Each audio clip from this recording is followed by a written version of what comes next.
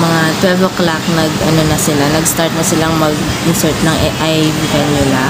Pangatlo yata si Grayson dito sa room namin na tutusukan sana. Pero yung first attempt, hindi nakuha. So, pinag-rest muna namin siya kasi iyak siya ng iyak. Tapos may kasamang ubo. So, may lumalabas na parang plema sa lalamunan niya. Nakahiga siya. Kaya yun, pinag-rest muna siya.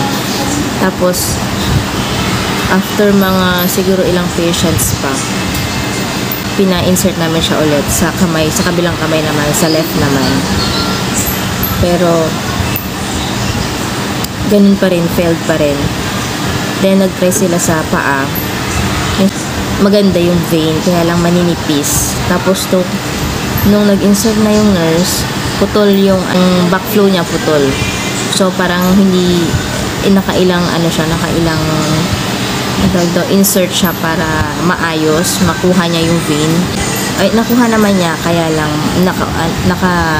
hindi siya nakapasok ng lahat, yung buong anong tawag doon, yung buong needle hindi niya naipasok. So merong konting nakalabas. So ayun. So ngayon, sobrang iyak ni Grayson. Ayan na siya ngayon. Sobrang napagod siya sa kakaiyak. Ito yung paa niya. Ayan. Ayan o. Yung fluid niya.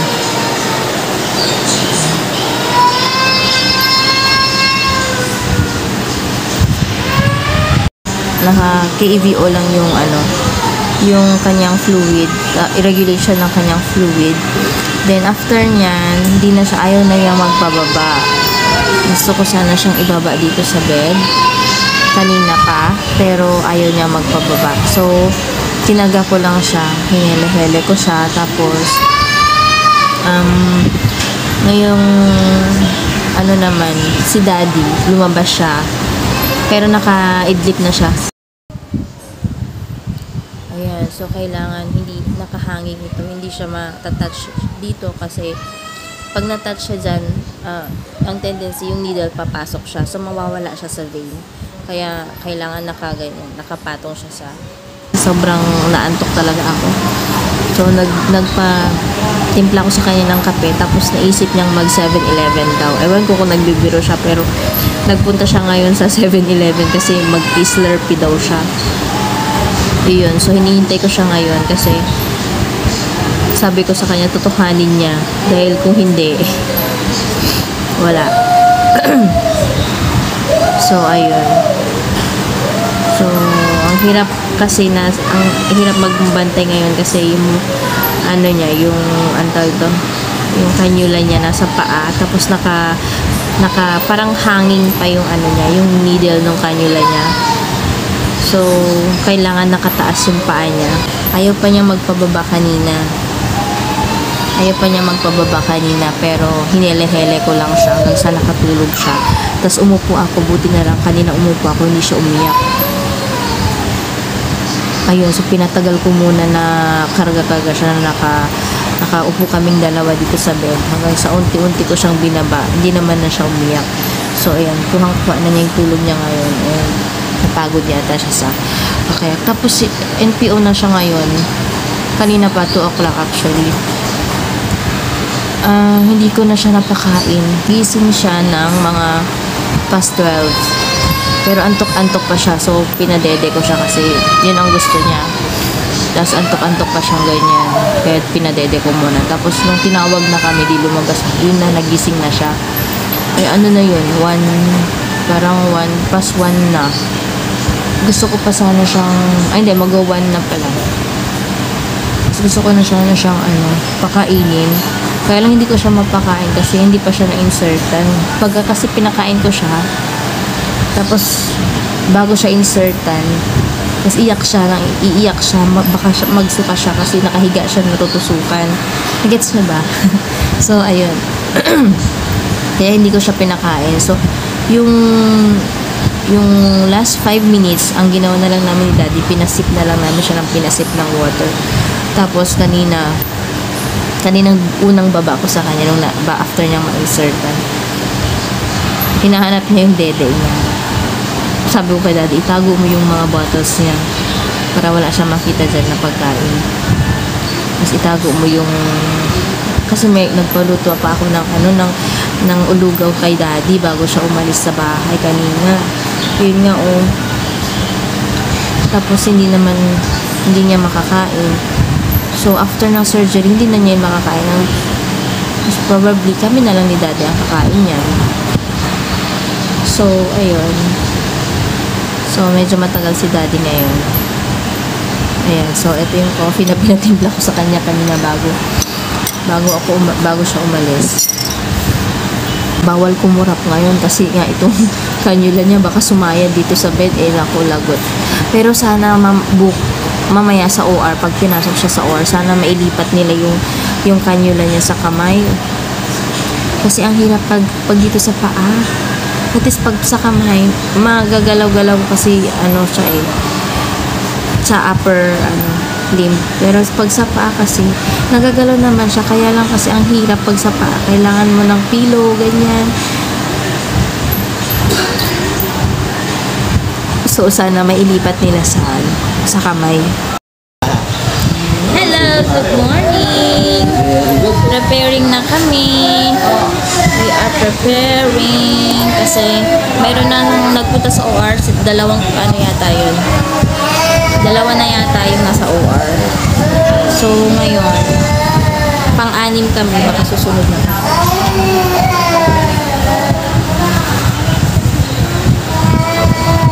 Tapos, ganda mo yung kanto.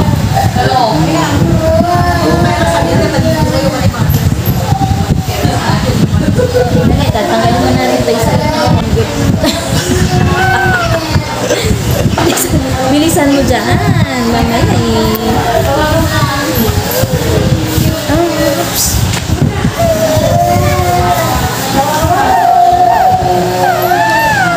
Hello. Ay, mag-watch ka, watch. Mag-watch mo na po siya, Gray.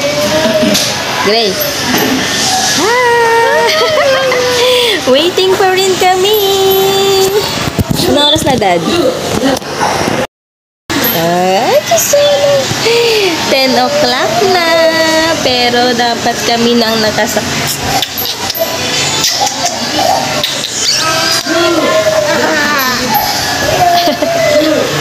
dapat kami yung nandoon pero kararating lang.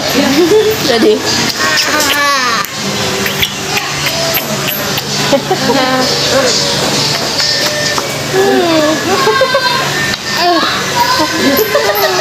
Hinihila niya yung kamay ko. Ayun. So, hindi pa kami yung nakasalang doon kasi kararating lang yung isang doktor. Kami na-assign yata kami doon sa isang doktor. Hindi ko alam kung saan kami naka-assign. Basta yun. Tapos, lahat kami dito nag-aantay. Yung mga bata gutom na, iyak na ng iyak. Tapos mainit pa. So, ayun. Then, kanina, paikot-ikot lang kami. Paikot-ikot kami kanina doon sa labas. Punta kami sa OR, punta kami sa ward. Tapos dumating yung mga sponsor, yung mabuhay Shriners. Ayun, namit namin sila. Yung mga dad. Graysonie.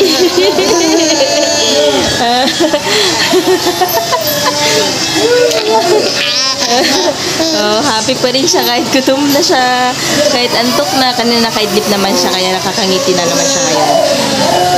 So, ayan, Graysonie.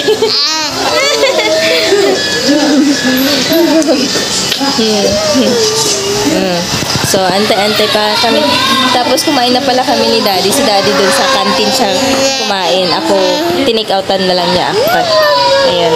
So, katatapos lang namin kumain. Hindi pa kumain. Oh, sino yun? Ha? Hello. So, andito na kami sa OR ngayon. And pinasok na si Grayson. Kanina pa, mga 12 past 12 kami tinawag sa room. Tapos nagstay pa kami dito kasi meron pang hindi na ipasok dito na 2 patient. So plus tatlo kami na na-add. So may 5 pa dito kanina na pasyente. And then pagdating namin dito, umiyak na kaagad si Grayson kasi natutulog siya nung umalis kami sa room. So iyak siya ng iyak, sobrang iyak niya. Hanggang sa lumabas na yung head nurse ng room, head nurse ng OR. Tapos nagbigay na lang siya ng mga instructions. Tapos after ng instructions, lumabas na kami, nilabas namin si Carl. Pero iyak pa rin siya ng iyak sa labas, sobrang iyak na iyak. Ayun, so nag-hysterical siya. So ayun, nung nilayo namin siya dito sa OR, huminto siya. Tapos nung pabalik na naman kami, sobrang iyak na naman siya ng iyak. So, ayun, naka-ano na ako ngayon, naka-head cover, nagpalis na ako ng sleepers, and tapos naka-gown na rin ako kasi pagkatapos ni Grayson, tatakbo na ako kagad sa loob. Si Daddy, kasama ko siya kanina dito naghatid. Pero, ngayon, umalis siya, bumili na siya ng tubig kasi kailangan, dating namin, pagkatapos ng surgery, kailangan malamig na tubig ang papainom namin kay Grayson. So, ayun. Yun lang. So, waiting ako ngayon dito sa holding area dito ng OR nila. So, ayun. Hello! Dito na kami sa room namin. Ayan. Ito na si Gray, oh. Tulog na siya. Nung pumasok na siya sa OR, naghintay na rin kami doon. Kasi mabilis lang yun eh. So, naghintay na rin kami doon. So, sa recovery room, groggy pa siya doon. Tapos, ginising namin. Medyo matagal siyang, umiyak. Tapos, tawag dito, ang tagal niyang i-open yung eyes niya, kaya mantagal namin sa loob. Kami na yung kasama namin nakalabas na. Tapos yun, then bumalik na kami dito sa room. Tapos iyak siya ng iyak, gusto niyang ilabas yung kanya, yung may mga secretion kasi siya na bloody secretion. Tawag dito, gusto niyang ilabas pero hindi niya mailabas. So, ganyan. Napagod na yata siya, kakaiyak. Kasi sa OR pa lang kanina pagpasok namin, nung pinapunta na kami doon, iyak siya ng iyak hanggang sa makapasok siya sa OR. Iyak siya ng iyak. So, yun. Yung ginawa pala dun sa palate niya, di ba open yung, parang ganito yung opening ng palate niya. Tapos, yung dito, kinat nila yung dito sa side para mag-close yung opening. Ganun ang ginawa. Kaya may nagulat ako kasi bakit may butas pa rin siya. Bakit nila parang binutasan nila ganun. Ang explanation ng doktor doon, pusa pala siyang magko-close. Basta dapat hindi pakakainin ng solid muna kasi baka masiksikan siya. Possible na hindi siya mag-close. Kaya yun. So yan, tulog siya ngayon. Tapos in-inform na namin ang aming family. Abay, yung nanay ko ay iyak ng iyak. So, nung nakaraan na naman, nung salip lang, iyak siya ng iyak. So, ayun. Si Daddy, umalis siya ngayon. Bumili siya ng merienda kasi hindi pala kami nag-lunch.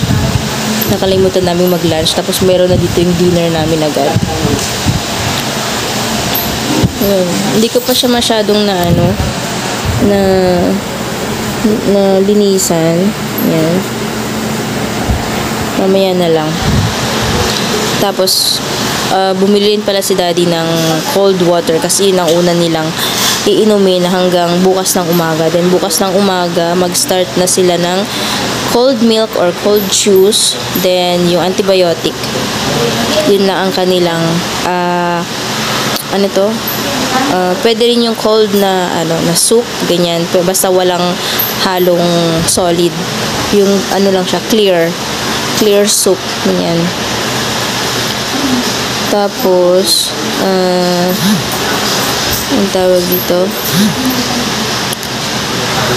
hanggang April 25 kasi April 24 babalik kami dito for follow up para malaman kung pwede na siyang pakainin ng solid.